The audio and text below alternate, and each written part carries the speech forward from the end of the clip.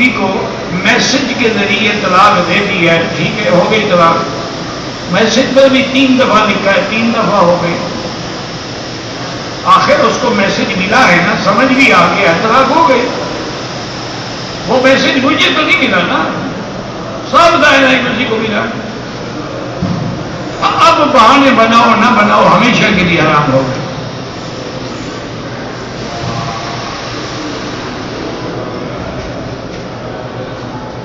حضرت عیسیٰ کے وقت قرآن نازل ہوا تھا؟ نہیں نازل ہوا تھا، بالکل نازل نہیں ہوا تھا۔ تو حضرت یعنی عیسیٰ علیہ السلام کو اللہ بعض صورتوں کا علم عطا فرما دے، وہ بھی تو پیغمبر ہے، قرآن تو نہیں اترا، قرآن تو حضور پہ اترا ہے۔ جیسے جنت میں بھی سورۃ الرحمن پڑھیں گے تو سب پر تو قرآن نہیں آئے گا، لوح محفوظ میں تو ہے نا، جب اللہ چاہے کسی کو سکھا دے۔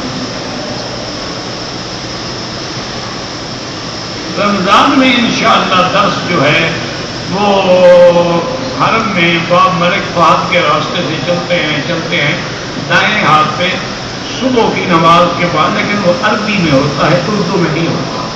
اردو میں درس ممکن نہیں ہے، اس لیے کہ افطار کا وقت ہے، لوگ افطار کرتے ہیں، پھر بیچارے گھر جاتے ہیں، کوئی روٹی کھاتا ہے، کوئی چائے پیتا ہے، واپس آتے ہیں، تراویح ہے، تو صرف فجر کے بعد انشاءاللہ درس ہوگا، لیکن وہ عربی میں۔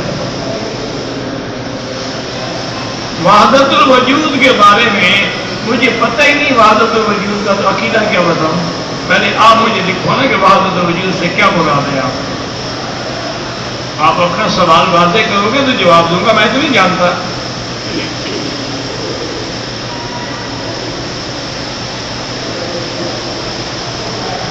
ایک بندے نے غصے میں آ کر اپنی بیوی کو 3 طلاق دے دی، ہو گئی کام بھی، طلاق جب بھی دے گا غصے میں دے گا، محبت میں کوئی دیتا ہے طلاق؟ نہیں۔ آپ کو آج تک کوئی ایسا بندہ ملا ہے جو گھر آئے اور بیوی سے کہے کہ آج تو میرا آپ سے بڑا دل کر رہا ہے آپ کی خدمت میں تحفہ پیش کرنے کا، بطور ہدیہ 3 دفعہ طلاق قبول کرنا؟ ایسا کبھی کسی نے کہا؟ جب بھی دے گا غصے میں دے گا۔ نہیں، غصے میں آپ کو کوئی تھپڑ مارے نہیں لگے گا، پیار سے مارے تو لگے گا، تو تھپڑ مارے غصے میں جاتا ہے۔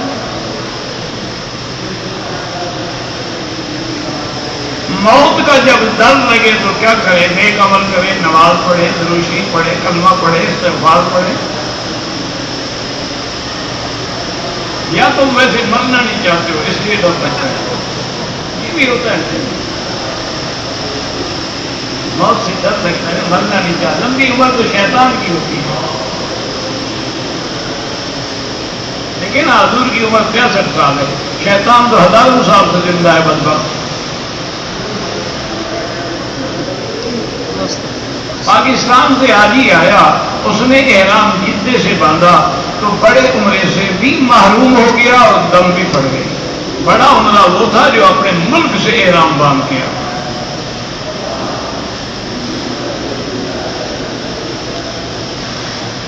میں خطیب اور امام مسجد ہوں، اللہ آپ کو اور دین کی خدمت کی توفیق عطا فرمائے۔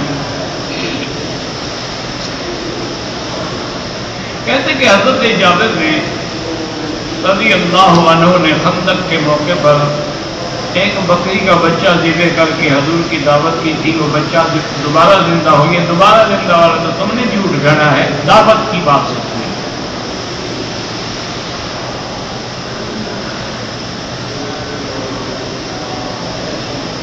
روزہ خوشائی کرنی چاہیے، روزہ خوشائی کسی بھی افطار کرانا چاہیے۔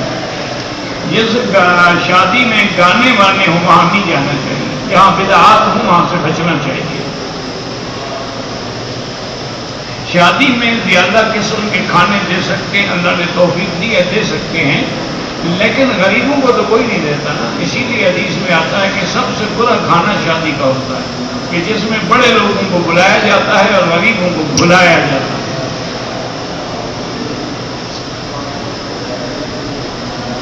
میں اپنے والد کی طرف سے عمرہ کر سکا، بالکل آپ کے والد بہت لوگ عمرہ کر سکتی ہیں۔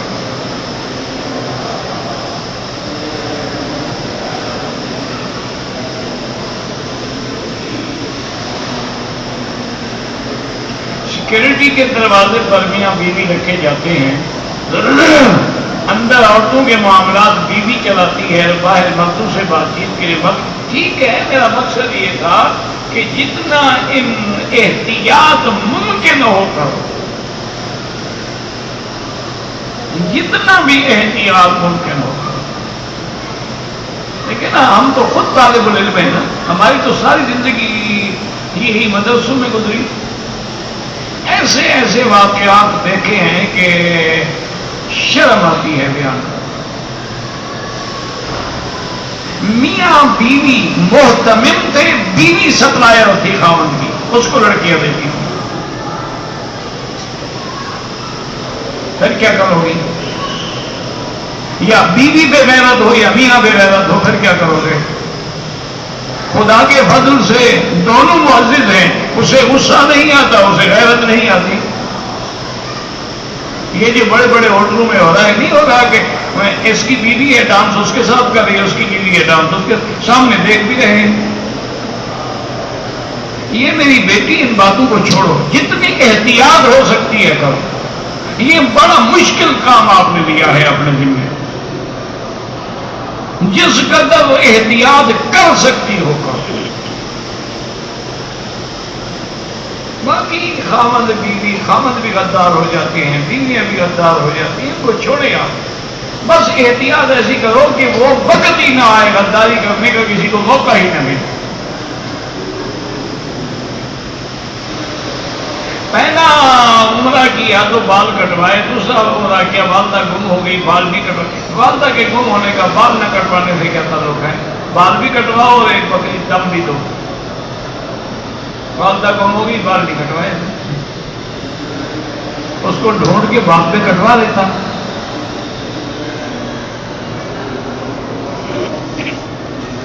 آرمی والوں کو ایک گولی زائد دی جاتی ہے جب دشمنوں کے گھیرے میں آ جائیں، اپنے آپ کو اڑا دیں۔ یہ غلط بات ہے، یہ ان کے قانون ہوں گے، اسلام اس کی اجازت نہیں دیتا کہ اپنے آپ کو اڑا دیں۔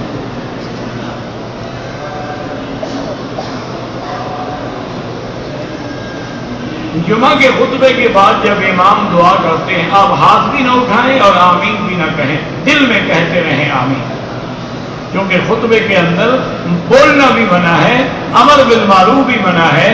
حتیٰ کہ حدیث میں ہے کہ اگر تم نے کسی دوسرے کو کہا کہ بھائی چپ کرو، لگاؤ تو تمہارا ثواب بھی ختم ہو گیا۔ جو لوگ داڑھی نہیں رکھتے ان کو گناہ ہوتا ہے؟ نہیں جناب، ان کو ثواب ہوتا ہے، فرشتے ماشاءاللہ سلام کرتے ہیں۔ وہ جناب گناہ کبیرہ ہے، وہ فاسق و فاجر ہے، نہ اس کی اذان جائز ہے، نہ نماز میں امام بن سکتا ہے۔ آپ کیا سمجھتے ہیں داڑھی مٹانا کو معمولی سی بات ہے؟ ایک دفعہ کٹائے گا تو صغیرہ ہے، لیکن الاصرار علی الصغیرۃ کبیرہ ہو جاتا ہے۔ لا صغیرۃ مع الاصرار ولا کبیرۃ مع الاستغفار، اور کبیرے کا علاج جو ہے وہ استغفار ہے۔ یہ تو بہت بڑا گناہ ہے، اور سب سے بڑی بات یہ ہے کہ سرکار دو جہاں کی شکل سے نفرت کا اظہار ہے، اس لیے خطرہ ہے، خطرہ ہے، خطرہ ہے کہ کہیں اسی وجہ سے اللہ جہنم میں نہ ڈال۔ دیکھیں نا، آپ کو جس سے محبت ہوتی ہے اس کی شکل بناتے ہیں۔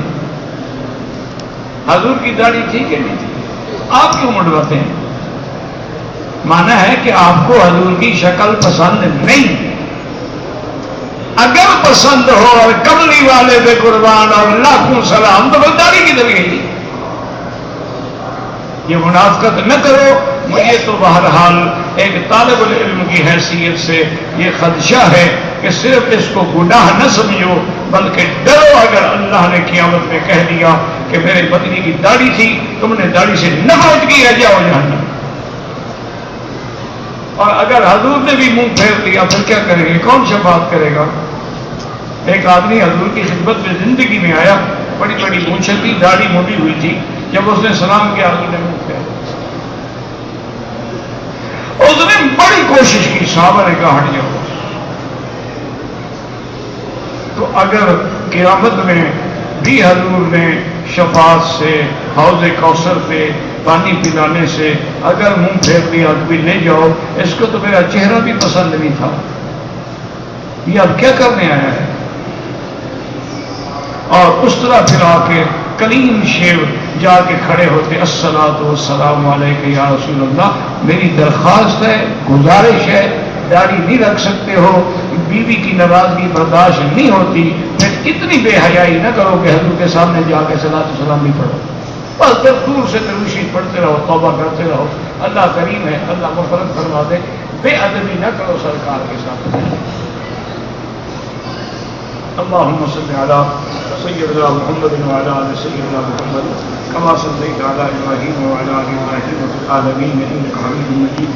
اللهم اني اشهد ان لا اله الا انت الاحد الصمد الذي لم يلد ولم يولد ولم يكن له كفوا احد. اللهم انت ربي لا اله الا انت الحنان المنان بديع السماوات والارض يا ذا الجلال والاكرام يا ذا الجلال والاكرام يا ذا الجلال والاكرام. اللهم بارك لنا ما تفضل من شعبان، اللهم ارزقنا شهر رمضان، اللهم ارزقنا ثمرات رمضان، اللهم ارزقنا بركات رمضان، اللهم ارزقنا صيام رمضان وقيام رمضان، اللهم ارزقنا ثمرات ليلة القدر برحمتك يا ارحم الراحمين یا ارحم الراحمین. یا اللہ رمضان المبارک کے مہینے کی برکت سے عالم اسلام پہ رحم فرما.